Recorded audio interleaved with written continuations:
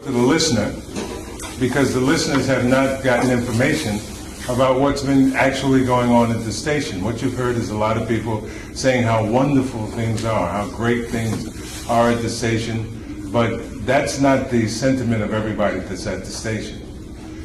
You will be severely disciplined if you raise any questions about what's going on, about the fact that the station is once again 3 months behind in its rent, well, at least 2 last time I checked, probably 3 by now.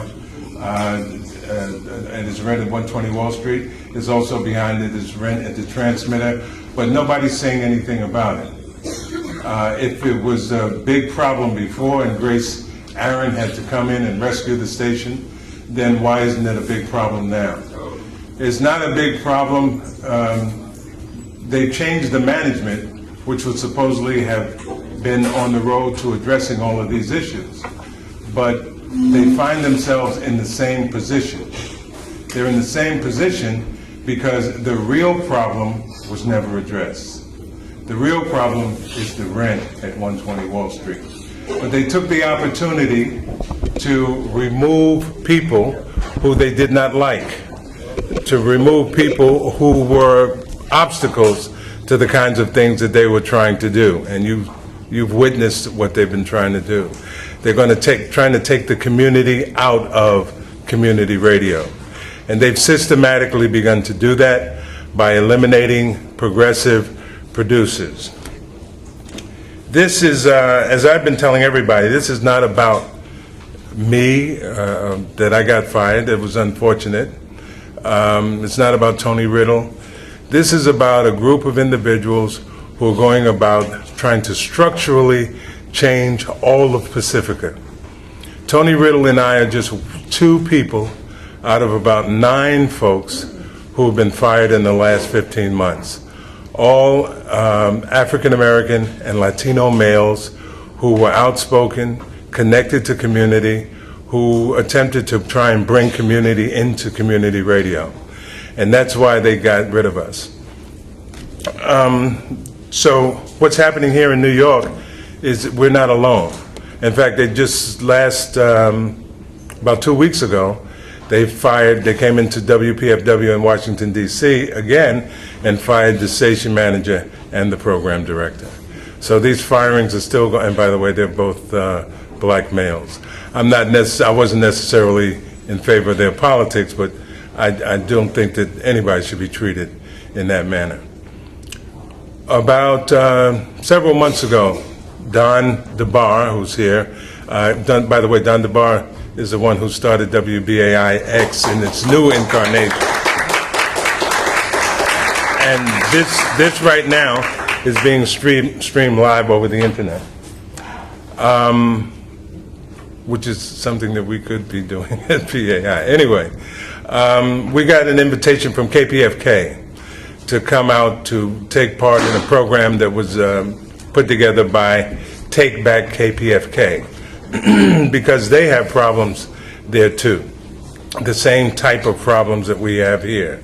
We're a group of individuals totally unconnected to community, but who have a lot of money. I don't know how many of you have gotten the letter from the ACE faction. Well, if you look at that, you can see that that's a lot of money. And in about 2 weeks, you may get another one.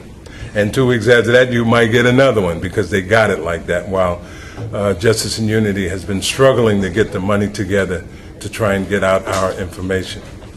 But we were invited to Los Angeles to be a part of a forum on racism in progressive media, because racism is a fundamental part of what's going on. One of the problems that we face is that progressive organizations do not want to talk about the racism that's in our midst, and ignoring it only gives strength to it. And that's why they can feel that they can go across the country and begin to fire, without giving due process, all of these black and Latino males. It is also why they feel that they can run an all-white slate just like the Democratic Party here in New York, which is an insult, should be an insult to all Democrats, that they would run an all-white slate. There's no Latinos, no African Americans, no Asians, just all white folks. So we went to this meeting in LA, and Tim Wise was the keynote speaker. And in talking to Tim Wise and in his presentation, he lays out exactly what is happening in Pacifica, not only what's happening in Pacifica, but why what's happening in Pacifica will not work. What they're doing will not work. It will not bring in the money. As I said, they are behind in the rent in both places. They're having trouble paying the staff their salaries because what they're doing will not work. It has raised the question with many of us whether or not they're purposely trying to make it not work, and if so, what are the implications of that? But when you what Pacifica has always represented was that media entity that was dealing directly with community. And that was our niche. That's what we did. That's who we relied on. We relied on the resources from the community and gave them an opportunity to get to the airwaves and tell their story, to do their art, to create radio. Once you take that out of Pacifica, you don't have anything. Once you take that out of Pacifica, you have NPR. Or once you take it out, you have, what's that other, Air America. And that's why Air America is failing, because they're not connected, they're not organically linked to anything in community. So we're going to go to Tim Wise's speech. I think it will frame what else we talk about for the rest of this evening. We're going to make sure that you get an opportunity to talk too, because they have, there's a gag rule at BAI, and that gag rule does not allow for you to talk about any of the things that you really want to talk about, because I think everybody feels the pain of listening to these fund drives, which used to be kind of interesting, kind of fun. You'd wait to hear who's going to be on next. You know who's going to be on next. One day I heard this woman, Gwen, what's her last name?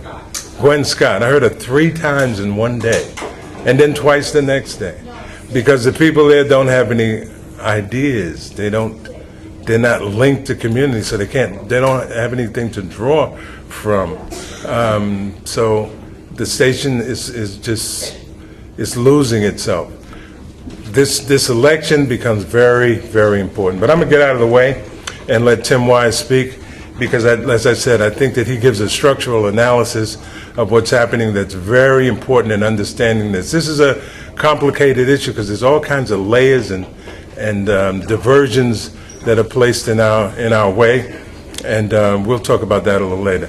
So Don, is that ready yet?